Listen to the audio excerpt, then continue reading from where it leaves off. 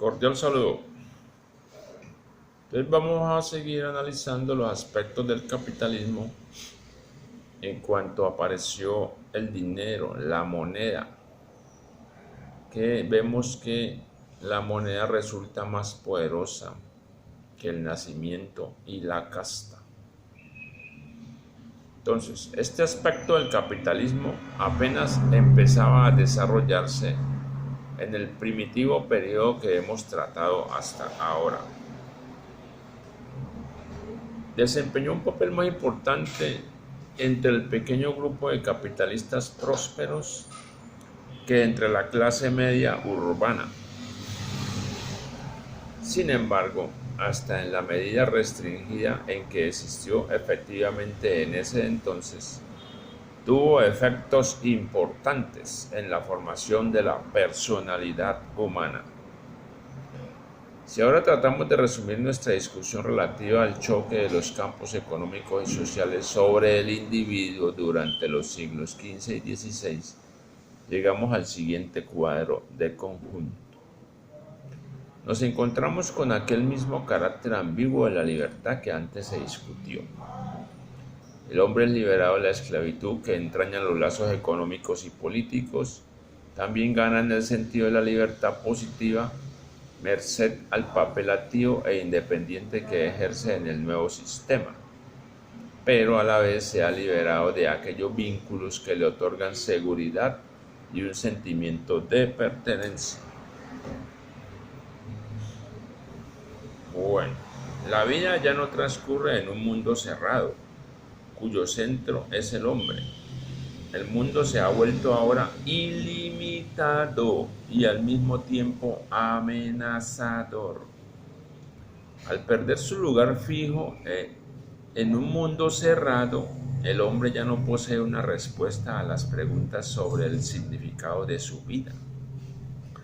El resultado está en que ahora es víctima de la duda acerca de sí mismo y del fin de su existencia. Se halla amenazado por fuerzas poderosas y suprapersonales, el capital y el mercado. Sus relaciones con los otros hombres, ahora que cada uno es un competidor potencial, se han tornado lejanas y hostiles. Es libre, esto es, está solo, aislado, amenazado desde todos lados. Al no poseer la riqueza o el poder que tenía el capitalista del Renacimiento, y habiendo perdido también el sentimiento de unidad con los otros hombres y el universo, se siente abrumado por su nulidad y desamparo individuales. El paraíso ha sido perdido para siempre. El individuo está solo y enfrenta al mundo, es un extranjero abandonado en un mundo ilimitado y amenazador. La nueva libertad está destinada a crear un sentimiento profundo de inseguridad, de impotencia, de duda, de soledad y de angustia. Estos sentimientos deben ser aliviados si el individuo ha de obrar con éxito. Entonces pasamos a otro periodo. Pasamos al periodo de la Reforma. En este momento del desarrollo histórico surgieron el luterismo y el calvinismo. Martín Lutero y Juan Calvino. Las nuevas religiones no pertenecían a una rica clase elevada, sino a la clase media urbana, a los pobres de las ciudades y a los campesinos. Ellas entrañaban un llamamiento a estos grupos al expresar aquel nuevo sentimiento de libertad e independencia, así como de impotencia y angustia que había penetrado en sus miembros. Pero las nuevas doctrinas religiosas hicieron algo más que proporcionar una expresión articulada a los sentimientos generados por el orden económico en evolución. Por medio de sus enseñanzas aumentaron y al mismo tiempo ofrecieron soluciones capaces de permitir al individuo hacer frente al sentimiento de inseguridad que de otro modo hubiera sido insoportable. Antes de comenzar el análisis del significado social y psicológico de las nuevas doctrinas religiosas, haremos algunas consideraciones acerca del método de nuestro estudio, lo cual contribuirá a la comprensión de tal análisis. Al estudiar el significado psicológico de una doctrina política o religiosa, debemos ante todo tener presente que el análisis psicológico no implica juicio alguno acerca de la verdad de la doctrina analizada. Esta última cuestión solo puede ser juzgada en los términos de la estructura lógica del problema mismo. El análisis de los motivos psíquicos existentes detrás de ciertas doctrinas o ideas no puede ser nunca un sustituto del juicio racional referente a la validez de la doctrina y de sus valores implícitos, aun cuando aquel análisis pueda conducir a una mejor comprensión del significado real de una doctrina y de este modo influir sobre el propio juicio de valor. Lo que el análisis psicológico de las doctrinas puede mostrar son las motivaciones subjetivas que proporcionan a una persona la conciencia de ciertos problemas y le hacen buscar una respuesta en determinadas direcciones. Cualquier clase de pensamiento, verdadero o falso, si representa algo más que una conformidad superficial con las ideas convencionales, es motivado por las necesidades subjetivas y los intereses de la persona que lo piensa.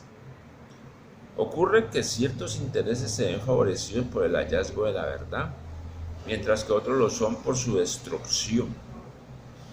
Pero en ambos casos, los motivos psicológicos constituyen incentivos importantes para llegar a ciertas conclusiones.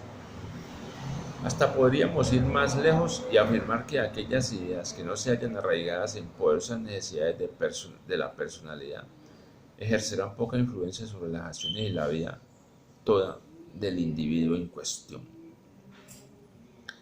Si analizamos las doctrinas religiosas y políticas con relación a su significado psicológico, debemos distinguir dos problemas.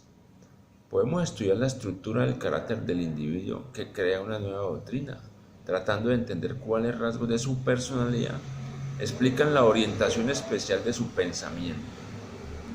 Hablando concretamente, ello significa, por ejemplo, que debemos analizar la estructura del carácter de Calvino o de Lutero, para hallar cuáles tendencias de su personalidad los condujeron a determinadas conclusiones y a formular ciertas doctrinas. El otro problema se halla en el estudio de los motivos psicológicos, no ya del creador de la doctrina, sino del grupo social hacia el cual la doctrina misma orienta su llamado.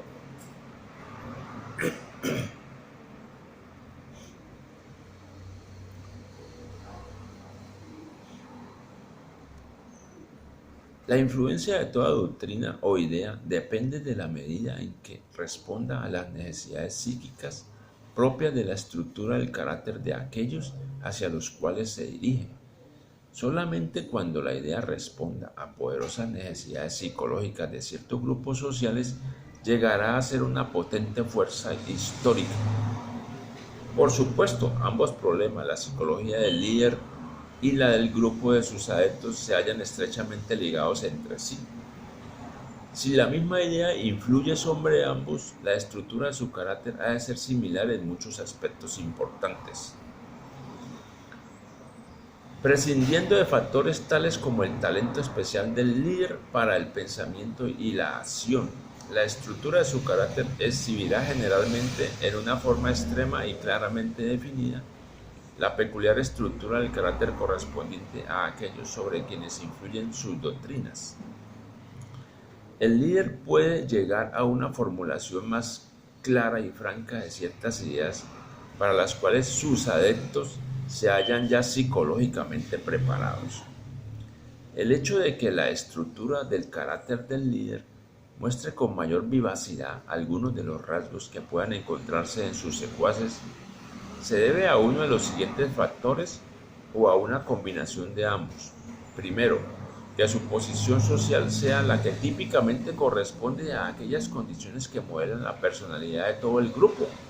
Segundo, que por las circunstancias accidentales de su educación y de sus experiencias personales Aquellos mismos rasgos que en el grupo son consecuencia de la posición social se desarrollan en él en un grado muy marcado.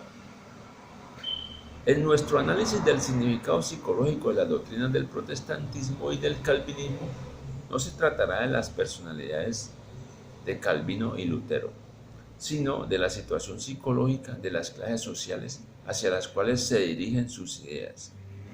Quiero tan solo mencionar antes de comenzar nuestra discusión de la teoría luterana, que Lutero como persona era un representante típico del carácter autoritario, que será descrito más adelante. Habiendo sido educado por un padre excepcionalmente severo y gozado cuando niño de muy poca seguridad o amor, su personalidad se desengarzaba en una constante ambivalencia con respecto a la autoridad. La odiaba y se rebelaba contra ella, pero al mismo tiempo la admiraba y tendía a sometérsele. Durante toda su vida tuvo siempre una autoridad a la cual se oponía y otra que era objeto de su admiración. Cuando joven su padre y sus superiores en el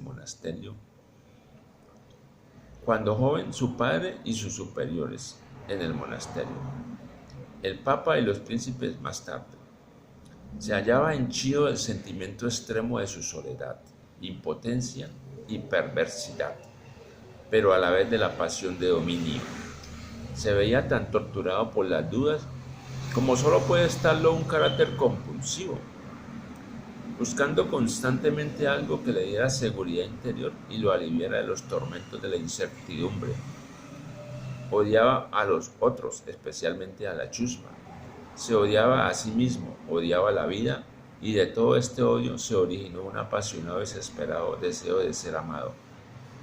Todo su ser estaba penetrado por el miedo y la duda, y el aislamiento íntimo, y era sobre esta base personal que debía llegar a ser el paladín de grupos sociales que se hallaban psicológicamente en una posición muy similar.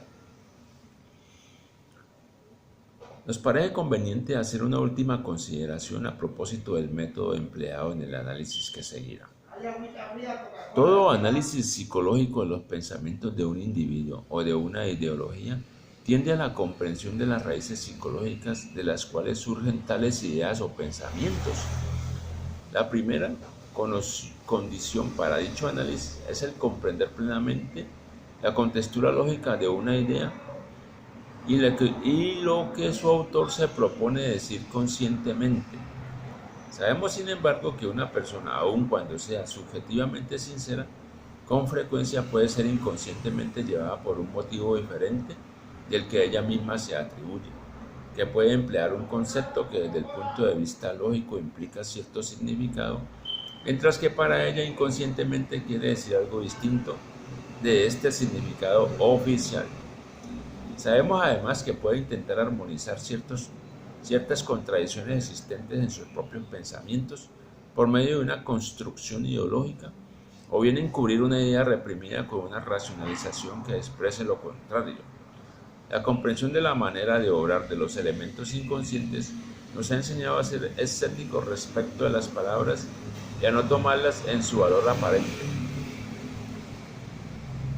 El análisis de las ideas se dirige principalmente a dos tareas: